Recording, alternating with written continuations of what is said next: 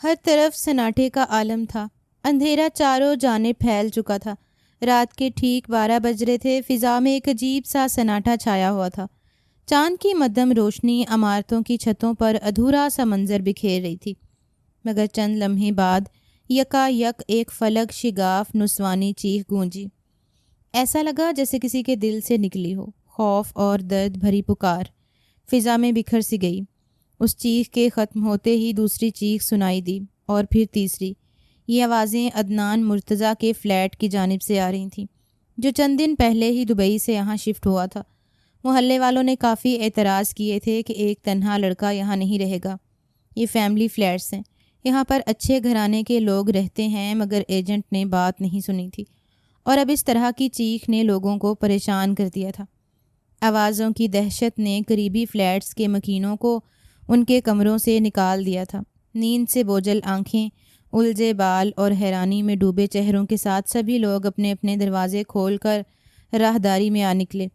کسی نے دبے دبے لہجے میں کہا، یہ چیخیں عدنان کے فلیٹ سے آئی ہیں نا؟ ہاں، لگتا ہے کوئی مسئلہ ہے۔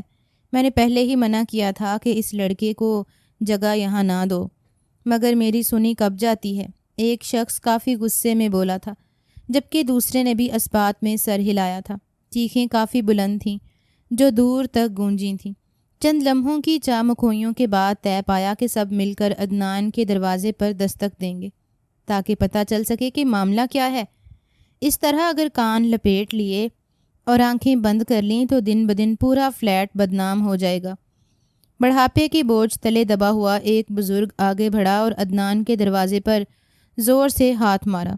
غصہ 7ویں آسمان پر پہنچا ہوا تھا۔ رات کے 12 بجے اس طرح لڑکیوں کی آواز گونجنا، وہ بھی ایک بیچلر لڑکے کے گھر سے، یہ کوئی مناسب بات نہیں تھی۔ یہ اسلامی ممالک تھا اور یہاں پر یہ سب کچھ ممکن نہیں ہو سکتا تھا۔ ایک لمحے کو اندر مکمل خاموشی چھا گئی، جیسے کوئی سانس روکے کھڑا ہو۔ پھر آہٹ سنائی دی اور دروازہ چرچراتے ہوئے کھلا۔ عدنان مرتضیٰ سامنے تھا، کالی ٹی شرٹ اور جینز پہنے، بکھرے بال مگر جوانی کی رونق سے چمکتا ہوا چہرہ۔ اس کی آنکھوں میں ہلکی سی سرخی تھی، جیسے نیند میں خلل ڈالا گیا ہو یا پھر کسی نے خوف سے جھکڑ لیا ہو۔ بزرگ نے گہری نظر سے اسے دیکھا اور سخت لہجے میں کہا، بیٹا اندر کون ہے؟ چیخیں سنی ہیں ہم نے۔ انہوں نے اپنا لہجہ دھیما رکھا تھا، ورنہ بس نہیں چل رہا تھا کہ ایسے انسان کو ابھی کے ابھی بلڈنگ سے نکال دیں۔ عدنان نے نظریں چراتے ہوئے جواب دیا، کوئی نہیں ہے، آپ لوگ غلط سمجھ رہے ہیں۔ ان سب کی آمد پر وہ کافی بوکھلا گیا تھا۔ اس کی آواز میں لرزش تھی اور آنکھوں میں ندامت چھپی ہوئی تھی، جو واضح طور پر محسوس ہو رہی تھی۔ بزرگ نے شک بھری نظروں سے اندر جھانکنے کی کوشش کی اور پھر قدم آگے بڑھاتے ہوئے بولے، بیٹا ہمیں اندر دیکھنا ہوگا، یا تو خود اجازت دے دو ورنہ ابھی پولیس بلا لیتے ہیں۔ یہ معمولی بات نہیں ہے، لڑکیوں کی چیخیں سنائی دی ہیں، صرف ایک گھر نے چیخیں نہیں سنی بلکہ یہاں موجود ہر شخص نے سنی ہے۔ بہتر ہوگا کہ تم خود اپنا سچ اگل دو، ورنہ اگر پولیس آئی تو تمہارے لیے پریشانی ہوگی۔ وہ اس کو ڈراتے ہوئے بولے تھے، اس بات سے بے خبر کہ وہ عدنان مرتضیٰ ہے، جس نے نہ کبھی ڈرنا سیکھا ہے اور نہ کبھی ڈرنے والا ہے۔ عدنان کا چہرہ یکدم سخت ہو گیا، ماتھے کی رگیں لمحے میں تن گئی تھیں۔ دروازہ اچھی طرح بند کر کے وہ اب ان لوگوں کے مد مقابل آ گیا تھا اور ان کو دیکھتے ہوئے دھاڑ کر بولا تھا، دماغ خراب تو نہیں ہو گیا سب کا؟ یہ میرا ذاتی معاملہ ہے، کوئی حق نہیں کسی کو میرے گھر میں گھسنے کا، چلے جائیے یہاں سے۔ یہ کسی بھی رول ریگولیشن میں نہیں آتا کہ آپ کسی کے بھی گھر میں اس طرح گھس کر اس کی پرائیویسی ڈسٹرب کریں۔ بے وجہ میری نیند میں خلل ڈالا ہے آپ لوگوں نے۔ میرے گھر سے لڑکیوں کی آواز آئی یا پھر کسی غیر مخلوق کی، یہ میرے معاملات ہیں، آپ لوگ اس میں کچھ نہیں کہہ سکتے۔ جائیے یہاں سے، تنگ کرنے کی ضرورت نہیں ہے، ورنہ آپ سے پہلے میں پولیس میں کمپلین کر دوں گا۔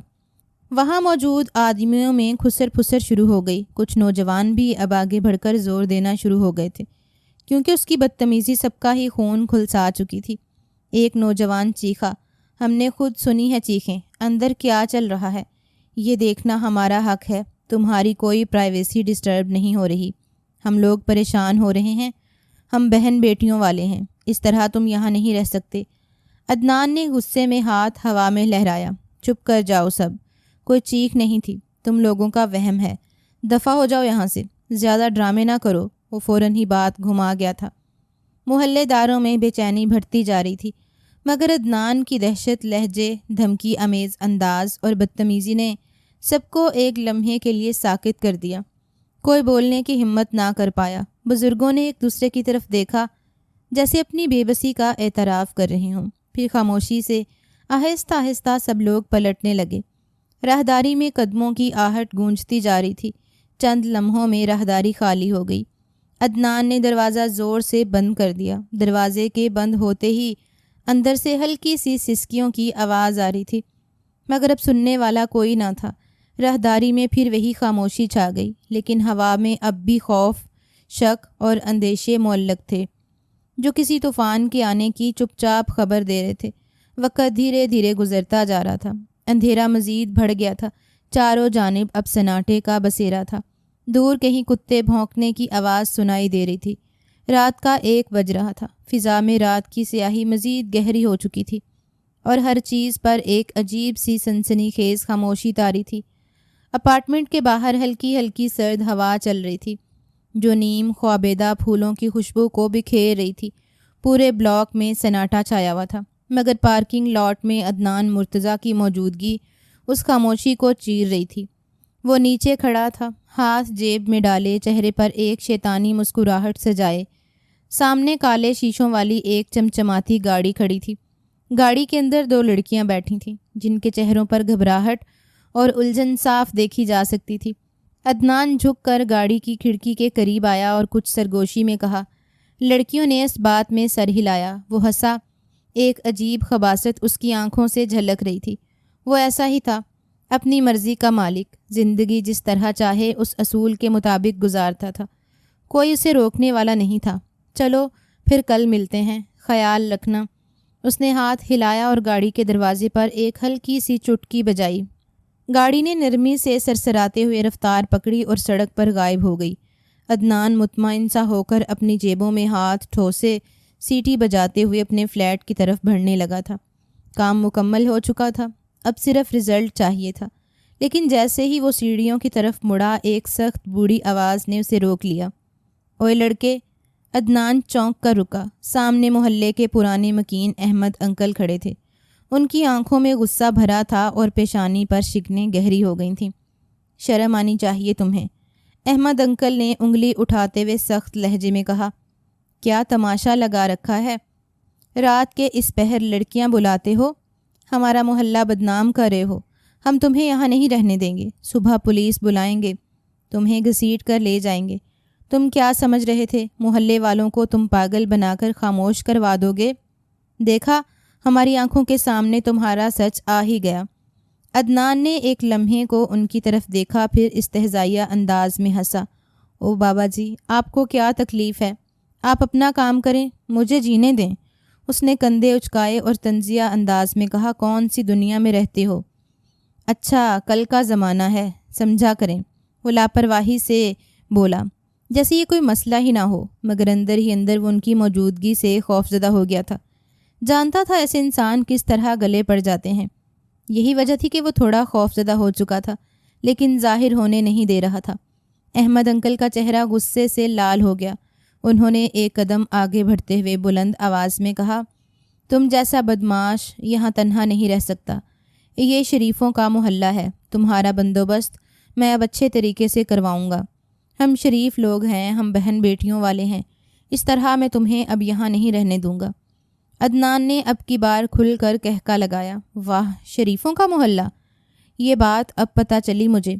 آپ کا کیا لینا دینا ہے میرے آنے جانے سے؟ کوئی لائسنس لیا ہوا ہے آپ نے محلے داری کا؟ وہ نہایت بدتمیز تھا۔ اس وقت بھی وہ ان کی توہین ہی کر رہا تھا۔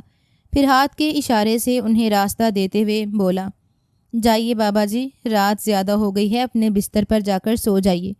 بڑھاپے میں غصہ صحت کے لیے نقصان دہ ہوتا ہے۔ جان بوجھ کر وہ انہیں چھیڑ رہا تھا تاکہ وہ مزید غصہ ہوں اور اسے لطف آئے۔ وہ ایسا ہی تھا، عدنان مرتضیٰ، اپنی زندگی میں مرضی کے مطابق جینے والا، اس بات سے بے خبر کہ آنے والی زندگی اس کے لیے کتنی گھٹن ثابت ہونے والی ہے۔ احمد انکل نے غصے میں مٹھیاں بھینچ لیں، مگر عمر کی مجبوری انہیں روک رہی تھی۔ عدنان کا لہجہ اتنا تلخ اور بدتمیز تھا کہ ان کے پاس الفاظ کم پڑ گئے۔ چند لمحے تک دونوں کے درمیان ایک سرد جنگ سی لگی رہی۔ پھر احمد انکل نے غصے سے پیر پٹکتے ہوئے پلٹ کر اپنے فلیٹ کا رخ کیا۔ وہ اس عمر میں اتنے جوان شخص کا مقابلہ نہیں کر سکتے تھے۔ رات کا اندھیرا چاروں طرف پھیل رہا تھا اور انہیں گھبراہٹ بھی ہو رہی تھی کہ اگر اس آدمی نے ان پر ہاتھ اٹھا دیا تو کوئی بھی ان کی حفاظت کرنے کے لیے وہاں نہیں آئے گا۔ یہی وجہ تھی کہ انہوں نے اپنا راستہ ناپنا ہی ضروری سمجھا تھا۔ عدنان نے دوبارہ طنزیہ ہنسی کندھے جھٹکتے ہوئے سیڑھیاں چڑھنی شروع کر دیں۔ اس کے قدموں کی چاپ سناٹے میں گونج رہی تھی۔ اس کی پشت پر احمد انکل کی بددعا بھری نگاہیں چپکے تعاقب کر رہی تھیں اور ہوا میں جیسے کوئی اندیکھے طوفان کی مہک رچنے لگی تھی، مگر وہ کافی زیادہ ٹینشن میں آ گیا تھا۔ جانتا تھا صبح یہاں ہنگامہ ضرور ہوگا، اسی لیے اپنے حفاظتی اقدام کو مضبوط ظاہر کرنے کے لیے اس نے فوراً اپنی ماں کو اطلاع دے دی تھی اور امید تھی کہ اب کل تک سب ٹھیک ہو جاتا، لیکن جانتا ہی نہیں تھا اگلی صبح ہی تو اس کی زندگی میں ایک نئی روشنی لے کر آنے والی تھی جو اس کو تباہ بھی کر سکتی تھی اور اسے سنوار بھی سکتی تھی۔ رات قطرہ قطرہ کر کے پگھلتی چلی گئی تھی۔ اگلی صبح کا سورج پوری آب و تاب سے روشن ہوا تھا۔ صبح کی پہلی کرن ابھی مکمل طور پر پھیلی بھی نہ تھی کہ محلے میں چامکھوئیاں شروع ہو چکی تھیں۔ سورج کی ہلکی ہلکی روشنی دیواروں پر مدھم سونے کا رنگ بکھیر رہی تھی، مگر اپارٹمنٹ کی گلی میں کشیدگی کی تپش ہر چیز پر بھاری تھی۔ عدنان مرتضیٰ کے دروازے کے سامنے محلے کے تمام مرد و خواتین اکٹھے ہو گئے تھے۔ کچھ عورتیں ہاتھ میں چادریں لپیٹے سنجیدہ چہروں کے ساتھ کھڑی تھیں تو کچھ مرد غصے سے بھری نگاہوں سے عدنان کے فلیٹ کو گھور رہے تھے۔ احمد صاحب نے تمام لوگوں کو رات کا منظر بیان کر دیا تھا۔ بھلا وہ کیوں چھپاتے؟ کتنی بدتمیزی اس انسان نے کی تھی اور اب اوپر سے لوگوں نے آواز بھی سنی تھی۔ معاملہ اب دب نہیں سکتا تھا۔ دروازے کے عین سامنے ایک چھوٹا سا دھرنا سا لگ چکا تھا۔ کوئی کرسی پر بیٹھا تھا تو کوئی دیوار سے ٹیک لگائے ہوئے تھا۔ سب کی نظریں دروازے پر جمی ہوئی تھیں، جیسے کسی بڑی پیش رفت کے منتظر ہوں۔ اچانک فلیٹ کا دروازہ چرچراتے ہوئے کھلا اور نور النساء بیگم، عدنان کی ماں، باہر آئیں۔ وہ ایک نفیس سا دوپٹہ اوڑھے عمر رسیدہ اور باوقار خاتون دکھائی دیتی تھیں۔ فجر کے وقت ہی وہ گاؤں سے یہاں پہنچتی تھیں۔ بیٹے کی محبت انہیں وہاں ٹھہرنے نہیں دے پائی تھی۔ ان کی آنکھوں میں رات بھر کی بے چینی صاف جھلک رہی تھی، مگر چہرے پر مضبوطی اور ضبط کا رنگ غائب تھا۔ انہوں نے آگے بڑھ کر سب کو سلام کیا اور دھیمے مگر اعتماد بھرے لہجے میں بولیں، بھائیوں بہنوں، میں جانتی ہوں آپ سب بہت پریشان ہیں۔ میں بھی ایک ماں ہوں آپ سب کی طرح، مگر خدا کے لیے بغیر جانے پہچانے میرے بیٹے پر الزام نہ لگائیں۔ محلے داروں میں خسر پھسر شروع ہو گئی۔ ایک بزرگ آگے بڑھے، ان کا چہرہ غصے سے سرخ تھا۔ انہوں نے قدرے بلند آواز میں کہا، بی بی، ہمیں کسی صفائی کی ضرورت نہیں ہے۔ ہم نے اپنی آنکھوں سے دیکھا ہے، رات کو آپ کے بیٹے نے 2 لڑکیوں کو گاڑی میں بٹھا کر روانہ کیا، اور جو چیخنے چلانے کی آوازیں آئیں وہ بھی ہم نے سنی ہیں۔ آپ کی باتیں ہمیں مطمئن نہیں کر سکتیں۔ ہمارا فیصلہ حتمی ہے۔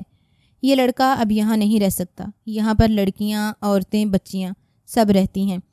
اس کے ہوتے سب غیر محفوظ ہیں، اور ہم نہیں چاہتے کہ ہمارے گھروں کا ماحول اس آدمی کی وجہ سے ذرا بھی مشکل میں آئے۔ نور النساء بیگم نے لمحے بھر کو آنکھیں موندیں، جیسے کوئی صدمہ سہنے کی کوشش کر رہی ہوں۔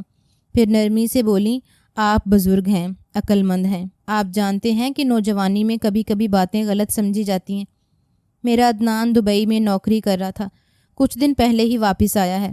وہ ایسا کوئی کام نہیں کر سکتا جس سے آپ سب کا سر شرم سے جھک جائے۔ آپ کو یقیناً کوئی غلط فہمی ہوئی ہے۔ ایک اور عورت جو برابر والے فلیٹ میں رہتی تھی آگے بڑھی اور جھجکتے ہوئے کہا، ارے بہن، اللہ نہ کرے کہ آپ کی بات غلط ہو، مگر ہمیں جو کچھ دیکھنے کو ملا وہ بہت صاف تھا۔ ہم اس طرح آنکھیں بند کیے نہیں رہ سکتے، ہماری بھی زندگیوں کا معاملہ ہے۔ نور النساء نے اس کی طرف محبت بھری نظروں سے دیکھا اور پھر سب سے مخاطب ہو کر کہا، میں وعدہ کرتی ہوں کہ اگر میرا بیٹا واقعی کسی غلط کام میں ملوث نکلا تو میں خود اسے یہاں سے نکال دوں گی، مگر فی الحال میں آپ سب سے درخواست کرتی ہوں کہ میرے بیٹے کو موقع دیں، بغیر ثبوت کے اسے مجرم نہ ٹھہرائیے۔ ان کی نرمی، ان کا وقار اور ماں کی سچائی سے لبریز آواز نے محلے والوں کے دلوں میں تھوڑی نرمی پیدا کر دی۔ حیدر صاحب نے ایک گہری سانس لی، دوسرے بزرگوں کی طرف دیکھا جیسے مشورہ کر رہے ہوں، پھر سب آہستہ آہستہ ایک دوسرے کو چپ کرواتے سر ہلاتے ہوئے منتشر ہونے لگے۔ نور النساء بیگم نے ایک طویل سانس لے کر آسمان کی طرف دیکھا، جیسے شکر ادا کر رہی ہوں کہ کم سے کم آج کی صبح کا طوفان ٹل گیا تھا، مگر ان کی آنکھوں میں اب بھی ایک انجانی سی پریشانی جھلک رہی تھی جو بتا رہی تھی کہ شاید یہ معاملہ بھی مکمل ختم نہیں ہوا۔ وہ خود محلے والوں کی ایسی باتیں سن کر دھنگ رہ گئی تھیں، اور لمحے میں انہوں نے وہیں کھڑے کھڑے فیصلہ لے لیا تھا کہ انہیں فوراً سے پہلے قدم اٹھانا پڑے گا، ورنہ معاملات مزید بگڑ سکتے ہیں۔ وقت گزرا تھا اور دوپہر کے 2 بج رہے تھے۔ کمرے میں ہلکی پیلی روشنی پھیلی ہوئی تھی۔ باہر کا شور اب مکمل طور پر تھم چکا تھا، مگر اندر کی فضا میں ایک انجانی سی بے چینی تیر رہی تھی۔ عدنان صوفے پر بے دلی سے پھیل کر بیٹھا تھا، چہرے پر ایک ہلکی سی خفگی اور تھکن چھائی ہوئی تھی۔ نور النساء بیگم اس کے سامنے بیٹھیں، ہاتھ میں تسبیح تھامے گہری نظروں سے اپنے بیٹے کو دیکھ رہی تھیں۔ کچھ لمحے یوں ہی خاموشی میں گزر گئے، پھر نور النساء نے نرمی سے تسبیح ایک طرف رکھی اور دھیرے سے بولیں، بیٹا میں ماں ہوں، تمہاری پریشانی مجھ سے چھپی نہیں ہے، تم چاہے جتنا چھپاؤ میں دیکھ سکتی ہوں کہ تم اندر سے کتنی بے چین ہو۔ عدنان نے بے نیازی سے کندھے اچکائے، امی میں ٹھیک ہوں، محلے والے بلا وجہ تماشا کر رہے ہیں، میں کیوں فکر کروں؟ نور النساء بیگم نے ایک ٹھنڈی سانس بھری، پھر نرم مگر سختی سے کہا، فکر کرنی چاہیے عدنان، جب سارے لوگ انگلیاں اٹھانے لگیں تو عقل والوں کو سنبھل جانا چاہیے۔ یہ جگہ اب تمہارے لیے محفوظ نہیں رہی، ہر آنے جانے والی نگاہ تم پر جمی رہے گی، سکون سے جینے نہیں دیں گے تمہیں، اور خدا نخواستہ غصے میں آ کر کسی نے واقعی پولیس کمپلین کر دی تب تم کیا کرو گے؟ میں ویسے ہی تمہاری اس خودسر طبیعت سے بڑی پریشان ہوں۔ اتنی بڑی تمہارے باپ کی حویلی ہے، گاؤں ہے، جائیداد ہے، مگر تمہیں رہنا بھی ہے تو اس 2 کمرے کے فلیٹ میں۔ مجھے تمہاری بات بالکل سمجھ نہیں آ رہی، کب تک میں تمہیں کھڑی ہو کر ہر جگہ پروٹیکٹ کرتی رہوں گی؟ وہ یکدم غصے میں آ گئی تھیں۔ عدنان نے بھویں چڑھائے، جیسے بات سمجھنے سے انکار کر رہا ہو۔ تو کیا امی میں ڈر کر بھاگ جاؤں، چھوڑ دوں سب کچھ؟ میں کوئی کمزور نہیں ہوں، میں تنہا رہ سکتا ہوں۔ نور النساء بیگم نے نرمی سے اس کا ہاتھ اپنے ہاتھ میں لے لیا۔ بیٹا بھاگنے کی بات نہیں کر رہی، عقل کی بات کر رہی ہوں۔ گاؤں چلو، وہاں ہمارا اپنا گھر ہے، کھلی فضا ہے، اپنے لوگ ہیں، نہ کوئی انگلی اٹھائے گا، نہ کوئی شک کرے گا۔ وہ جانتی تھی غصہ کرنے کا کوئی فائدہ نہیں ہے، اس لیے وہ اب اپنا لہجہ ہموار کرتے ہوئے بولی تھی۔ عدنان نے اپنا ہاتھ کھینچ لیا اور الجھن سے بولا، امی میرا یہاں کام ہے، دوست ہیں، گاؤں میں کیا کروں گا؟ وہاں گھٹ گھٹ کے جیوں گا۔ نور النساء نے محبت بھری مگر پختہ آواز میں کہا، گھٹ گھٹ کے یہاں جینے سے بہتر ہے سکون سے وہاں جینا۔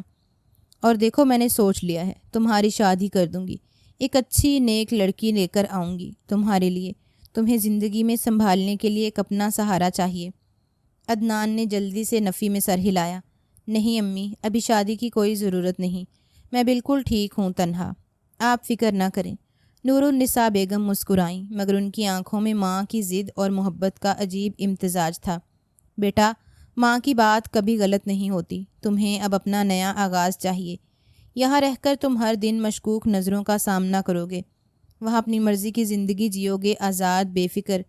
عدنان نے ایک لمحے کو نظریں چرائیں، دل میں ایک عجیب سی کشمکش تھی۔ نور النساء نے اس کے سر پر شفقت سے ہاتھ پھیرا، تم میری دعا ہو، میری امید ہو بیٹا، میں چاہتی ہوں تم خوش رہو، یہاں رہ کر یہ ممکن نہیں۔ چند لمحے عدنان خاموش بیٹھا رہا، پھر آہستہ سے سر جھکا کر بولا، ٹھیک ہے امی، جیسے آپ چاہتی ہیں میں آپ کی بات مان لیتا ہوں۔ نور النساء بیگم نے شکر کا سانس لیا اور اس کے ہاتھ کو اپنے لبوں سے لگا کر چوم لیا۔ کمرے میں خاموشی پھیل گئی تھی۔ وہ جان بوجھ کر راضی ہو گیا تھا، کیونکہ معلوم تھا اعتراض کرنے کا کوئی فائدہ نہیں ہے۔ نور النساء بیگم اسے لیے بغیر نہیں جائیں گی، اور اگر ذرا بھی بھنا اس کے باپ تک پہنچ گئی تو مشکلات ہی مشکلات ہو جائیں گی۔ اس لیے اس نے حامی بھرنے میں ہی عافیت جانی تھی، اس بات سے بے خبر کہ اس کی ماں جو منصوبہ بنانے بیٹھی ہے وہ کتنا خطرناک ثابت ہونے والا ہے۔ سارا منظر تبدیل ہو گیا تھا۔ کمرہ سادہ مگر صاف ستھرا تھا۔ ایک طرف پرانا سا لکڑی کا بیڈ پڑا تھا جس پر پھولوں والے ہلکے رنگ کے بستر بچھے تھے، اور دوسری طرف ایک چھوٹی سی میز پر چند کتابیں اور ایک لیمپ رکھا تھا جس کی ہلکی روشنی میں ادیم بیٹھی تھی۔ اس کے ہاتھ میں ایک پرانا ناول تھا جس میں وہ پوری طرح ڈوبی ہوئی تھی۔ ادیم کا چہرہ نازک نقوش والا، معصوم اور بھولا بھالا تھا۔ آنکھوں میں خوابوں کی ایک الگ چمک تھی، ابھی وہ صفحہ پلٹتی اچانک دروازہ دھڑ سے کھلا اور عائشہ اندر آ گئی۔ وہ عمر میں ادیم سے چھوٹی اور قدرے شوخ مزاج تھی۔ جلدی سے بھاگتی ہوئی آ کر ادیم کے ساتھ بیڈ پر بیٹھ گئی۔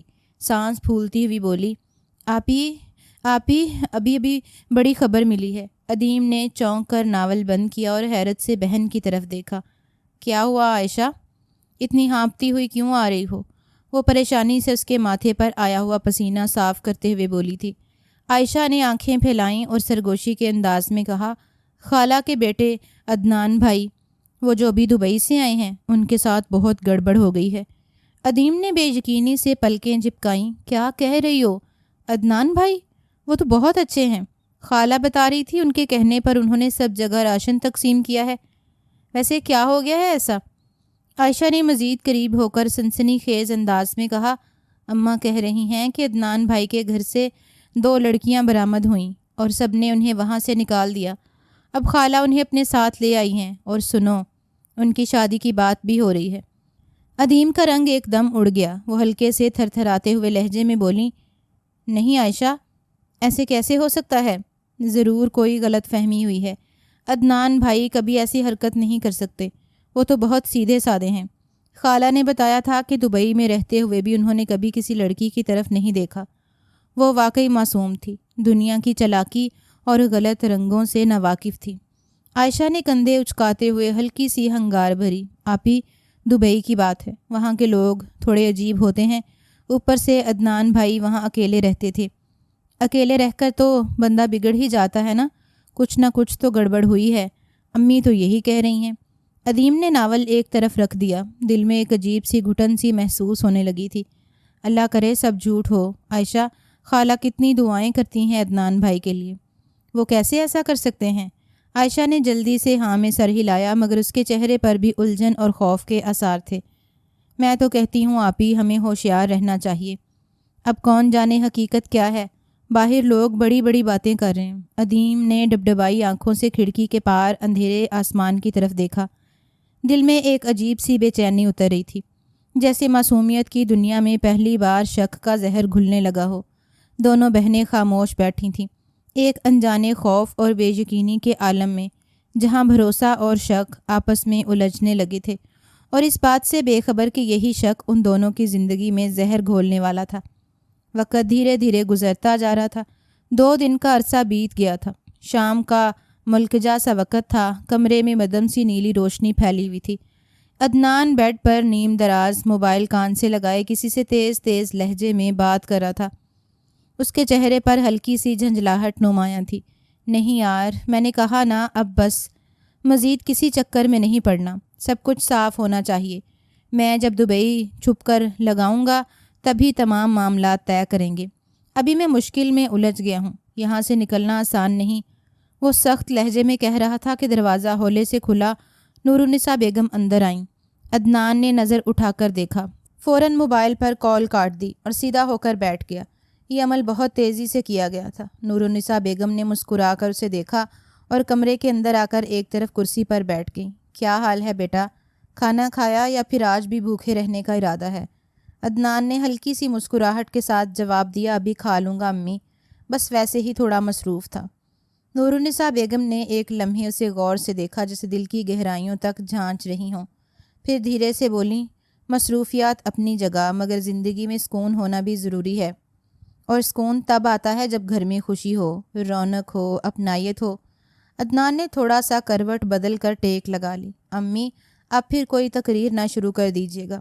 وہ کافی جھنجھلایا ہوا لگ رہا تھا۔ نور النساء بیگم نے ناک سکیڑ کر اسے گھورا۔ میں تقریر نہیں کر رہی، سیدھی بات کر رہی ہوں، تمہیں سمجھانے کی کوشش کر رہی ہوں۔ سنبھل جاؤ عدنان، اب وقت ہے کہ اپنی زندگی کو ایک ڈھنگ سے گزارو۔ عدنان نے آنکھیں موند لیں، جیسے پہلے ہی جانتا ہو کہ بات کہاں جا رہی ہے۔ امی پلیز، میں جانتا ہوں آپ کیا کہنے والی ہیں، لیکن میں نے کہا نا، ابھی شادی کا کوئی ارادہ نہیں۔ وہ نہایت صاف گو تھا، جو بات دل میں ہوتی تھی وہ زبان سے ادا کر دیتا تھا۔ نور النساء بیگم نے سنجیدگی سے کہا، ارادہ بنانا پڑتا ہے بیٹا، میں نے کہہ دیا ہے، اب یہ بات طے ہے، تمہیں شادی کرنی ہوگی۔ میں شہر سے ہی طے کر کے آئی تھی کہ اب تمہاری شادی کروا کے ہی دم لوں گی۔ عدنان نے ہلکے سے ہنستے ہوئے آنکھیں کھولیں۔ اچھا امی، بتائیے کس سے شادی کروائیں گی میری؟ نورالنساء بیگم نے نرمی سے مگر مضبوط لہجے میں کہا، میں تمہاری شادی اپنی بہن کی بیٹی ادیم سے کروانا چاہتی ہوں۔ غریب گھر کی ہے مگر بہت سلجھی ہوئی، بااخلاق اور سمجھدار بچی ہے، ہمارے گھر کو جنت بنا دے گی اور تمہیں بھی خوش رکھے گی۔ عدنان نے ایک لمحے کے لیے خاموشی اختیار کر لی، نظریں جھکا لیں، اندر ہی اندر کچھ سوچا، پھر آہستہ سے سر اٹھایا اور ماں کی طرف دیکھا۔ ٹھیک ہے امی، جیسا آپ کو مناسب لگے، مجھے کوئی اعتراض نہیں۔ وہ لمحے میں فیصلہ کر گیا تھا۔ نورالنساء بیگم کے چہرے پر اطمینان کی ایک ہلکی سی چمک آ گئی۔ انہوں نے دعا دینے والے انداز میں ہاتھ اٹھائے، اوپر والا تمہیں خوش رکھے بیٹا، بس اب کل دوپہر تک ہم لوگ ان کے گھر جائیں گے رشتہ طے کرنے، تیاری رکھنا۔ عدنان نے ہلکی سی مسکراہٹ کے ساتھ سر ہلایا اور سر جھکا کر آہستہ سے کہا، جی امی جیسے آپ چاہیں۔ کمرے میں ایک سکون سا پھیل گیا تھا۔ ماں بیٹے کے درمیان ایک خاموش سمجھوتا ہو چکا تھا، جس میں محبت بھی تھی اور تقدیر کا خاموش فیصلہ بھی، مگر کوئی نہیں جانتا تھا کہ تقدیر کا فیصلہ اب کیسے ہونے والا ہے۔ وقت دھیرے دھیرے گزرتا جا رہا تھا۔ اگلی صبح کا سورج پوری آب و تاب سے روشن ہوا تھا۔ دوپہر کی دھوپ کھڑکیوں سے چھن چھن کر لاؤنج میں پھیل رہی تھی۔ کمرے میں ایک عجیب سی خاموشی چھائی ہوئی تھی۔ پرانے فرنیچر پر سفید کپڑے چڑھے ہوئے تھے، دیواروں پر نمی کے دبے تھے اور ایک طرف چھوٹا سا فانوس گرد سے اٹا ہوا آہستہ آہستہ ہل رہا تھا۔ ادیم اور عائشہ ایک طرف دبکی بیٹھی تھیں، دونوں کے چہرے بجھے ہوئے اور بے چین تھے، کیونکہ خبر مل چکی تھی کہ تھوڑی دیر میں خالہ آنے والی ہے، اور ان دونوں کو سختی سے تاکید بھی کی گئی تھی کہ لاؤنج میں ہی رہیں۔ دروازے پر دستک ہوئی تو سائرہ بیگم تیزی سے باہر آ گئیں اور دروازہ کھولا۔ سامنے نورالنساء بیگم اور عدنان کھڑے تھے۔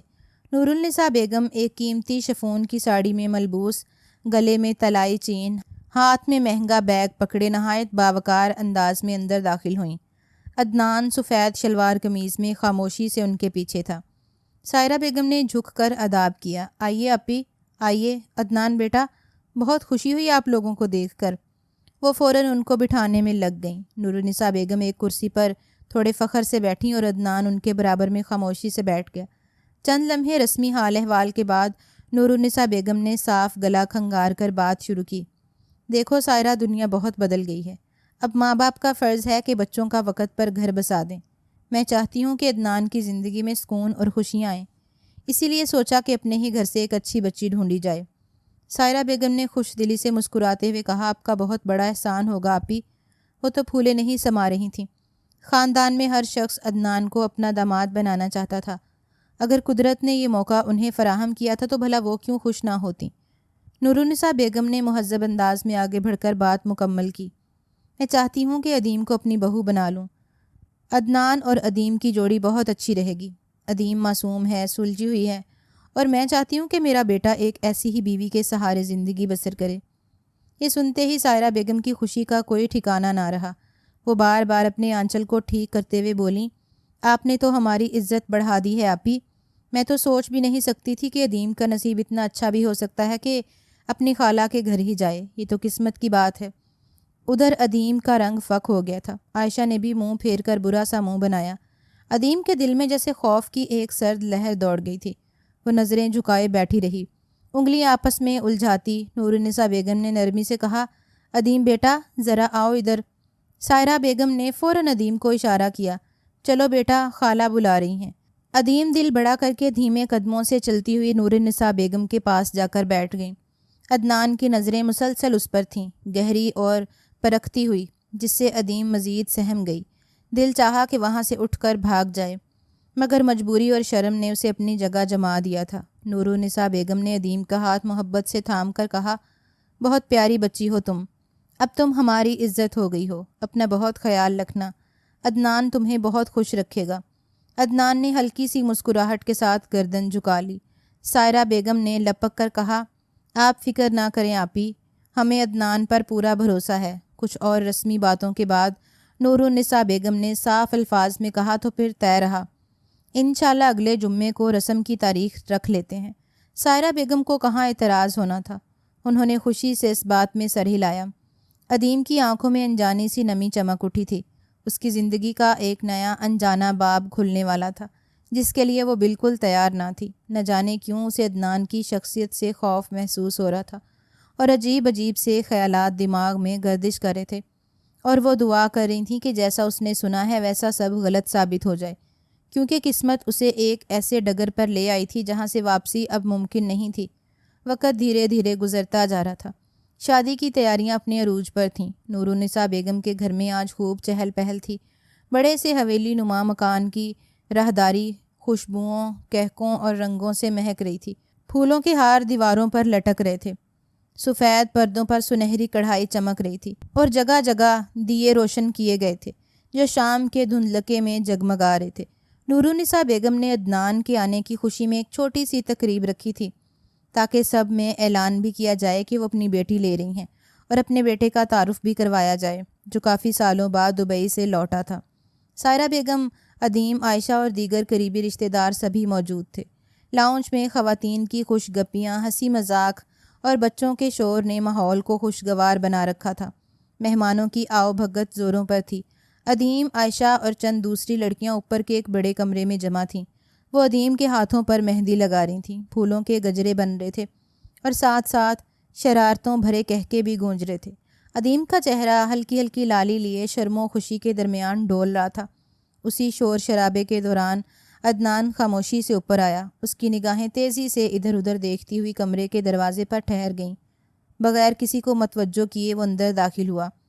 لڑکیوں نے اسے دیکھتے ہی چونک کر سرگوشیاں شروع کر دیں۔ عدنان نے نہایت سنجیدہ لہجے میں کہا، امی نے نیچے بلایا ہے سب کو، کوئی ضروری بات کرنی ہے۔ عائشہ نے الجھ کر عدیم کی طرف دیکھا، پھر کندھے اچکاتے ہوئے کہا، چلو چلتے ہیں، اور وہ سب ایک ایک کر کے ہنستی مسکراتی نیچے چلی گئیں۔ کمرے میں اب صرف عدیم رہ گئی جو گھبرا کر اپنی جگہ پر جم سی گئی تھی۔ اس کے پاؤں میں بھی مہندی لگی ہوئی تھی، وہ اپنی جگہ سے کھڑی نہیں ہو پائی تھی۔ عدنان نے آہستہ سے دروازہ بند کیا اور آرام سے اس کے قریب آیا۔ عدیم نے مہندی لگے ہاتھوں کو سنبھالتے ہوئے پیچھے ہٹنے کی کوشش کی، مگر دیوار سے جا لگی۔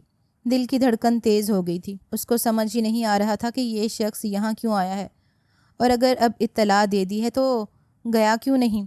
عدنان نے ہلکی سی مسکراہٹ کے ساتھ اس کی آنکھوں میں جھانکتے ہوئے کہا، آخر تم میری ہونے والی بیوی ہو عدیم، میرا تم پر حق بنتا ہے۔ وہ اچانک پراسرار لہجے میں بولا تھا۔ اس کی آواز میں ایک عجیب سا تاثر تھا، جیسے نرمی اور خباثت کا امتزاج ہو۔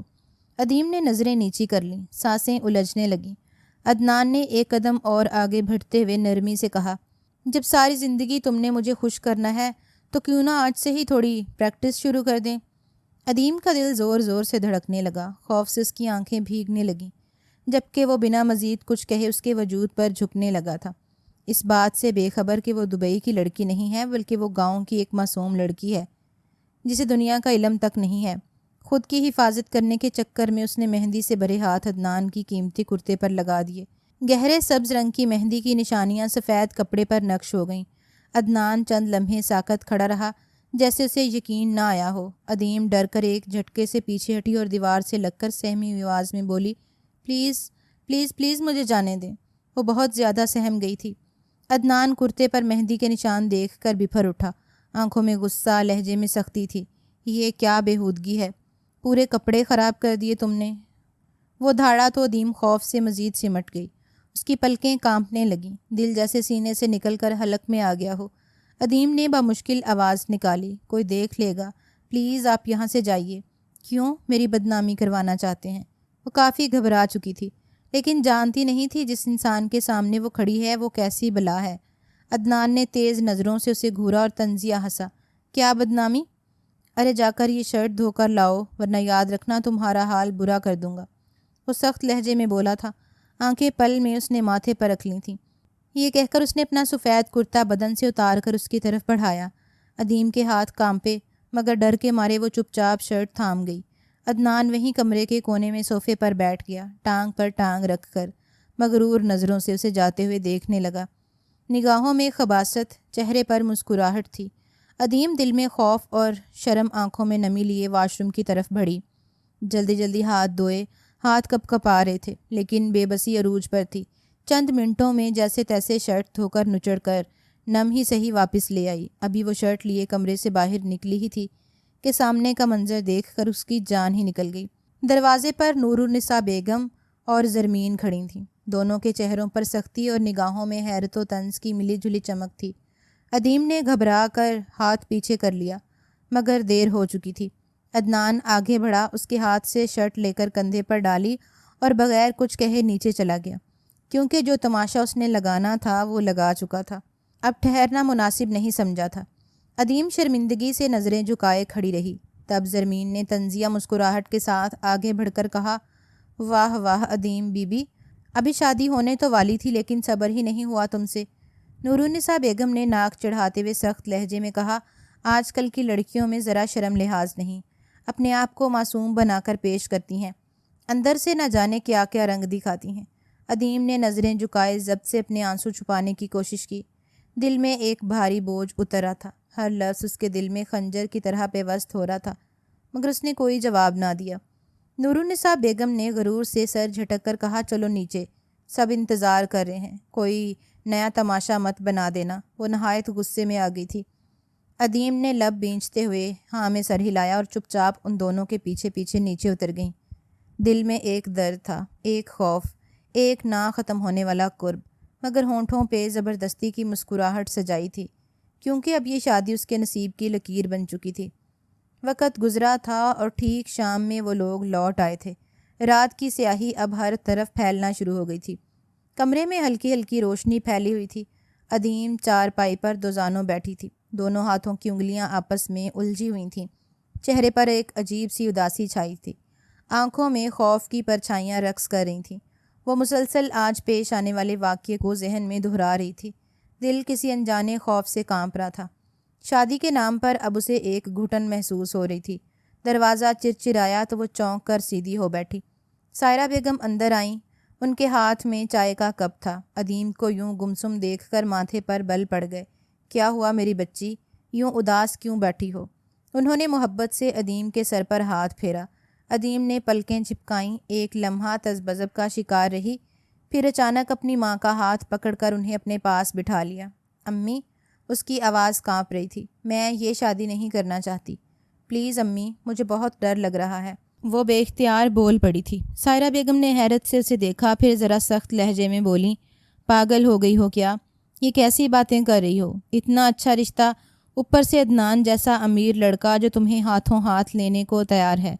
ادیم نے نم آنکھوں سے ماں کی طرف دیکھا۔ اماں، وہ اچھے نہیں ہیں، آج جو کچھ ہوا وہ… اس کی آواز رند گئی۔ سائرہ بیگم نے اس کی بات کاٹتے ہوئے جھڑک دیا، کیا ہوا؟ بس ذرا سا کوئی بات ہو گئی ہوگی، بڑے گھروں میں یہ سب ہوتا رہتا ہے، تمہیں پتہ ہے کتنے لوگ تمہاری جگہ ہونا چاہتے تھے، سب کی نظریں تھیں عدنان کے ساتھ، کس کی بیٹی کا نصیب جڑ جائے۔ ادیم نے تھوڑا سا ہچکچاتے ہوئے کہا، اماں، عزت کی بھی کوئی قیمت ہوتی ہے نا، مجھے ڈر لگتا ہے۔ وہ عجیب ہیں۔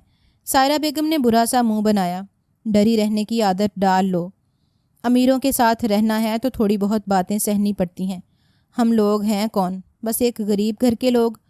اب اللہ نے حکم دیا ہے، ہاتھ آیا نصیب ہے اور تم ہو کہ انکار کر رہی ہو۔ ادیم نے روحانسی ہو کر کہا، مگر اماں، خوشی کے بغیر کیسے زندگی؟ میں نہیں کر سکتی یہ شادی۔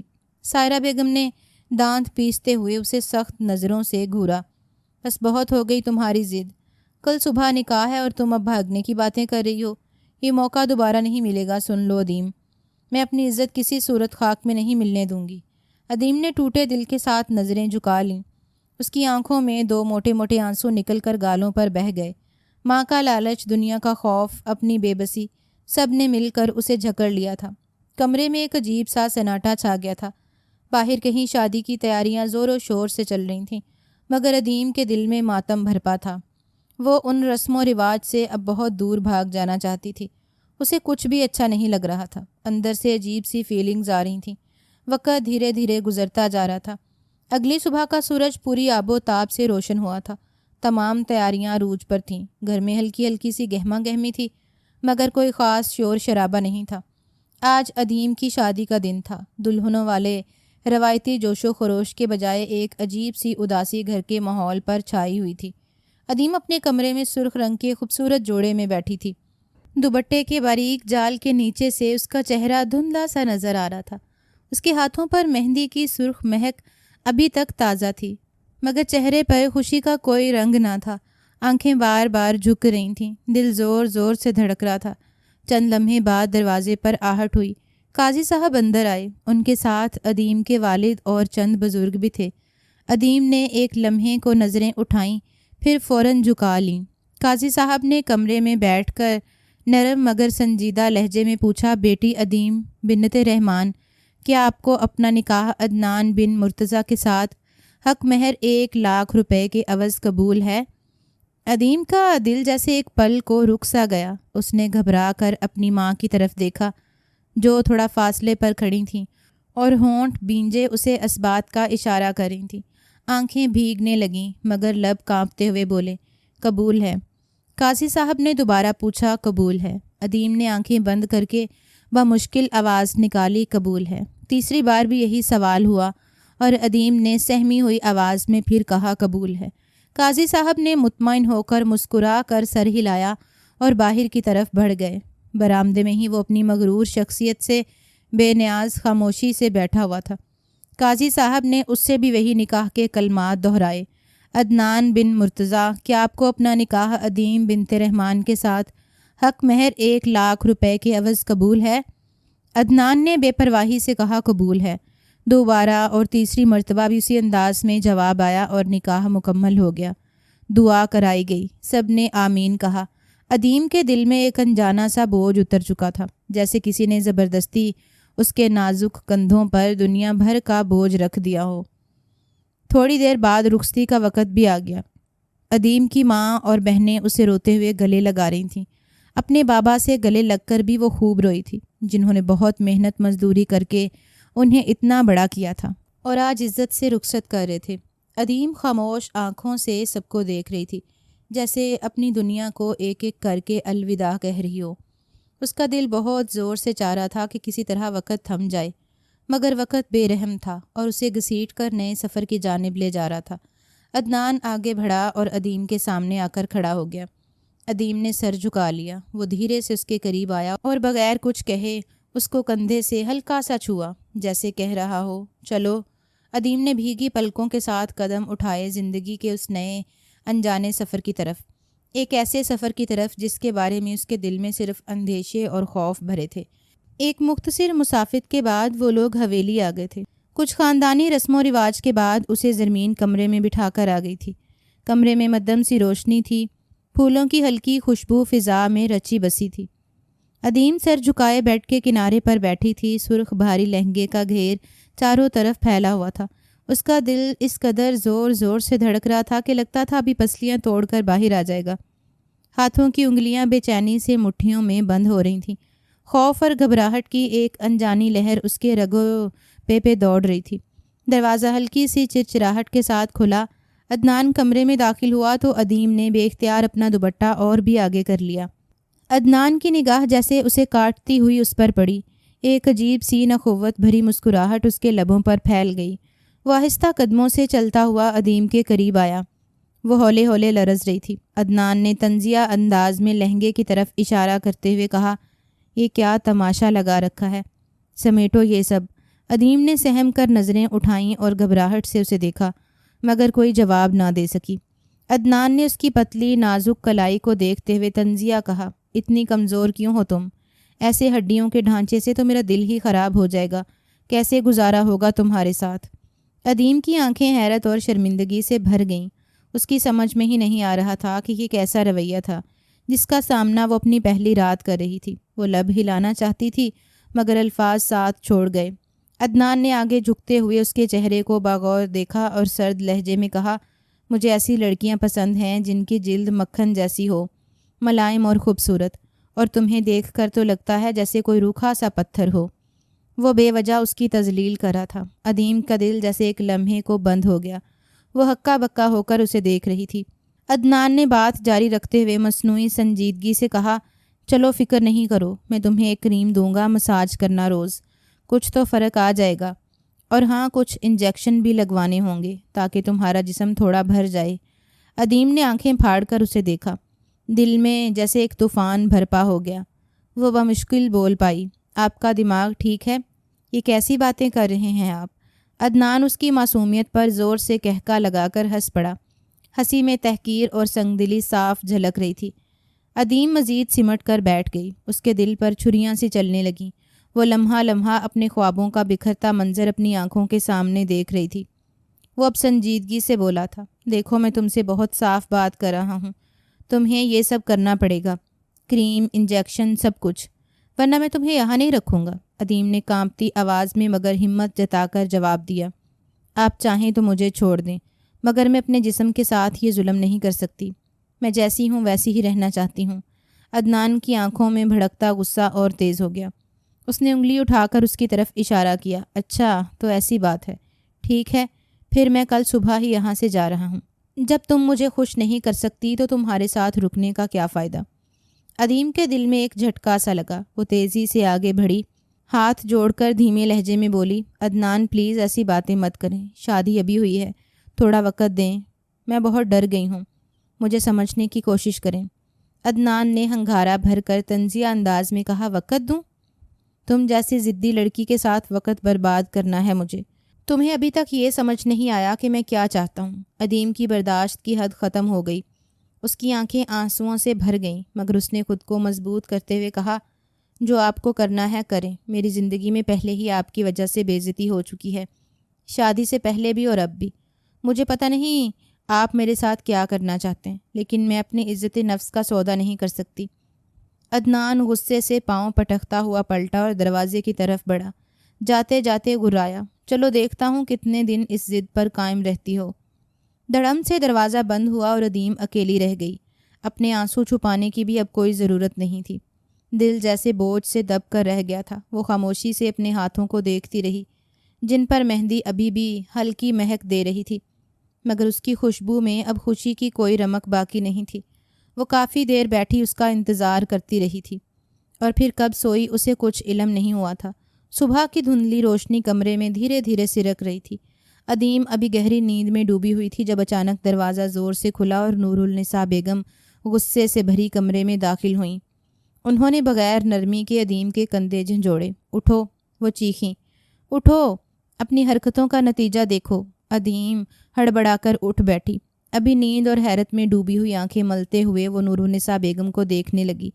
میرا بچہ چلا گیا، نور النساء بیگم کی آواز کانپ رہی تھی، سب تمہاری وجہ سے، تم نے اسے خوش نہیں رکھا، تم نے ہی اسے مجبور کیا کہ وہ ہمیں چھوڑ کر چلا جائے۔ خالہ پلیز میری بات تو سنیے۔ عدیم نے گھبرا کر صفائی دینے کی کوشش کی، مگر نور النساء بیگم نے ہاتھ اٹھا کر اسے چپ کروا دیا۔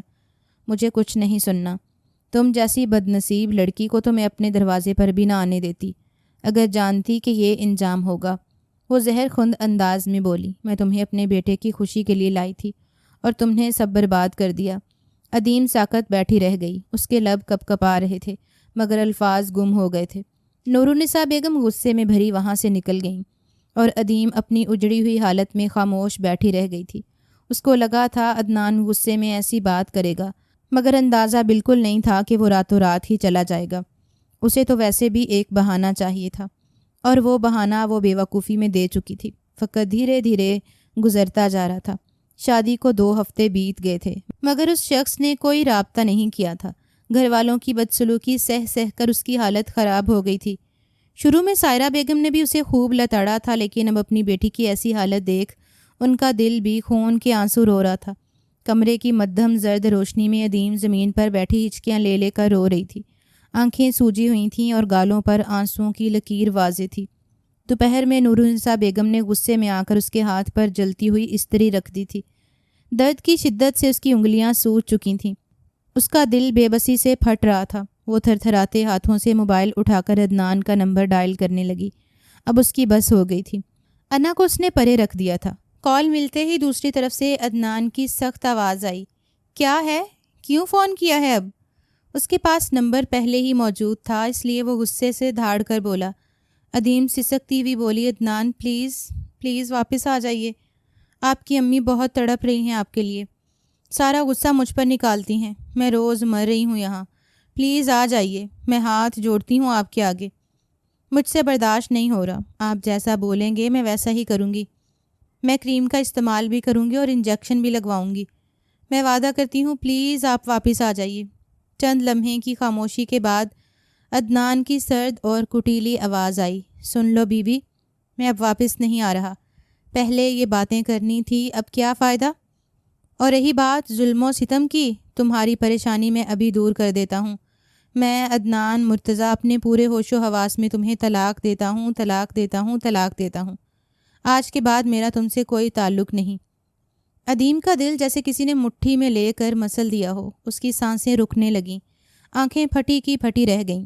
وہ بے یقینی سے موبائل کو دیکھتی رہی، جیسے اسے اپنی سماعت پر یقین نہ آیا ہو۔ وہ سمجھ ہی نہیں پا رہی تھی کہ یہ ہوا کیا ہے۔ کچھ لمحوں بعد اس کے اندر سے ایک چیخ نکلی۔ وہ کانپتے ہوئے الفاظ میں بولی، خدا تمہیں برباد کرے گا عدنان مرتضیٰ، تم نے میری زندگی برباد کر دی۔ میں تمہیں اپنا ساتھی، اپنی زندگی سمجھتی تھی، مگر تم تو فرعون نکلے، بے حس، ظالم۔ اس کی آواز میں درد اور بددعا کا امتزاج تھا۔ ایک دن تم ایسی موت مرو گے کہ تمہیں پانی بھی نصیب نہیں ہوگا۔ تمہاری سچائی سب کے سامنے آئے گی عدنان، خدا تمہیں رسوا کرے گا دنیا کے سامنے۔ ادیم ہچکیاں لے لے کر چلائی اور لرزتے ہاتھوں سے کال کاٹتی۔ موبائل اس کے ہاتھ سے چھوٹ کر زمین پر گرا اور وہ اپنا چہرہ ہاتھوں میں چھپا کر پھوٹ پھوٹ کر رونے لگی۔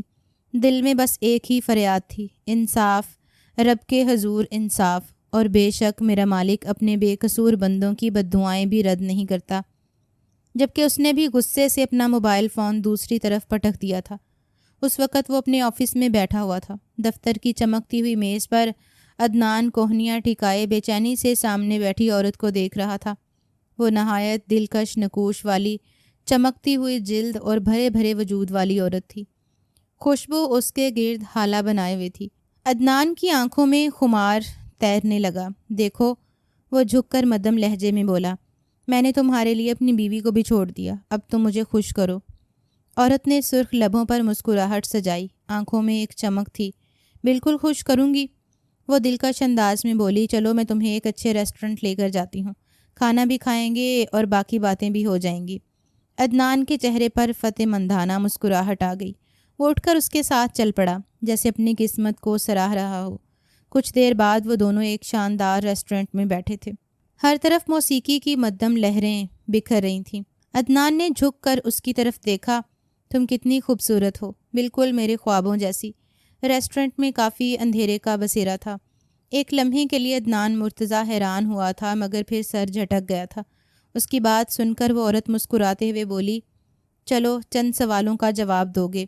عدنان نے ہنستے ہوئے کہا، پوچھو، جان بھی حاضر ہے۔ وہ اپنے ہوش میں ہی کب تھا۔ عورت نے آنکھوں میں عجیب سا سوالیہ رنگ بھرتے ہوئے کہا، تمہیں بھرے بھرے جسم والی لڑکیاں پسند ہیں نا، جن کی جلد مکھن ملائی جیسی ہو؟ عدنان چونکا، پھر ہنسا، ہاں تو مگر تمہیں کیسے پتہ؟ وہ اس کی بات نظر انداز کرتے ہوئے بولی، اس کے لیے تم کریمیں دیتے ہو، انجیکشن لگواتے ہو، ایسا ہی ہے نا؟ عدنان کا رنگ فک ہو گیا، ہونٹ کانپنے لگے۔ تو تمہیں یہ سب کیسے پتہ؟ عورت نے کرسی پر جھکتے ہوئے دھیمے مگر قاتل انداز میں کہا، اور پاکستان میں وہ 2 لڑکیاں جو تم نے دبئی نوکری کا جھانسا دے کر بلوائیں، انہیں بلیک میل کیا، زبردستی ویڈیوز بنائیں، انجیکشن لگوائے اور پھر آگے بیچ دیا، سچ ہے نا؟ عدنان پسینے میں نہا گیا، کرسی سے کھڑا ہونے لگا۔ تمہیں کیسے پتہ؟ تم کون ہو؟ وہ یکدم گھبرا گیا تھا۔ یہ سب اندر کی خبریں تھیں جب وہ کسی کو نہیں دے سکتا تھا۔ عورت کی مسکراہٹ زہریلی ہو گئی۔ اس نے پرس سے ایک چھوٹی سی گن نکالی اور ہونٹوں پر انگلی رکھ کر سرگوشی میں کہا، میں کوئی معمولی عورت نہیں عدنان مرتضیٰ، میں ایک سیکرٹ ایجنٹ ہوں، you are under arrest. Adnan کے قدموں تلے سے زمین نکل گئی۔ آس پاس بیٹھے مہمان گھبرا کر اٹھنے لگے۔ چند لمحوں میں ریسٹورنٹ پولیس کے سپرد ہو چکا تھا اور عدنان ہتھ کڑیوں میں جھکڑا جا چکا تھا۔ اس کی ساری دنیا اندھیر ہو گئی تھی۔ لمحہ لگا تھا اور اس کا پورا تختہ الٹ گیا تھا۔ 5 ماہ بعد عدنان مرتضیٰ ہتھ کڑیوں میں جھکڑا عدالت کے کٹہرے میں کھڑا تھا۔ جج کی گرجدار آواز کمرہ عدالت میں گونج رہی تھی، عدنان مرتضیٰ ولد مرتضیٰ خان، تم پر انسانی اسمگلنگ، خواتین کو بلیک میل کرنے اور جنسی استحصال کے سنگین الزامات ثابت ہو چکے ہیں۔ عدالت تمہیں عمر قید کی سزا سناتی ہے۔ عدنان کی آنکھیں خالی ہو چکی تھیں۔ پورے ہال میں سناٹا چھا گیا تھا۔ دنیا عدنان کے اصل چہرے سے واقف ہو چکی تھی۔ پاکستان میں اس کے کالے کرتور کی خبر پہنچا دی گئی تھی۔ شروعات میں خاندان بھر میں جس طرح ادیم کی لان تان ہوئی تھی، سب اب شکر منا رہے تھے کہ وہ معصوم اس کے چنگل سے رہا ہو گئی، جبکہ دوسری جانب وقت ایک چھوٹے سے مگر پرنور گھر میں ادیم ہنستی ہوئی اپنے ہاتھوں میں گجرے پہنے بیٹھی تھی۔ اس کا چہرہ سکون سے جگمگا رہا تھا۔ آج اس کی نئی زندگی کا شروعات تھا۔ اس کی ماں خوشی سے اسے گلے لگا رہی تھی۔ دیکھ بیٹی، خدا نے تیرے نصیب سنوار دیے۔ اب تو ایک شریف آدمی کے گھر جا رہی ہے، اسکول کے ہیڈ ماسٹر ہیں، بڑے اچھے لوگ ہیں۔ عدیم کی آنکھوں میں نمی تھی، مگر اس بار یہ آنسو خوشی کے تھے۔ رب نے ظالم کو رسوا کر دیا تھا اور مظلوم کی زندگی کو نئی روشنی عطا کر دی تھی۔ ظلم، غرور اور مکاری کی بنیاد پر کھڑے محل ریت کی طرح بکھر چکے تھے، اور سچائی نے ایک ننھے چراغ کی طرح اپنی روشنی سے اندھیروں کو چیر ڈالا تھا۔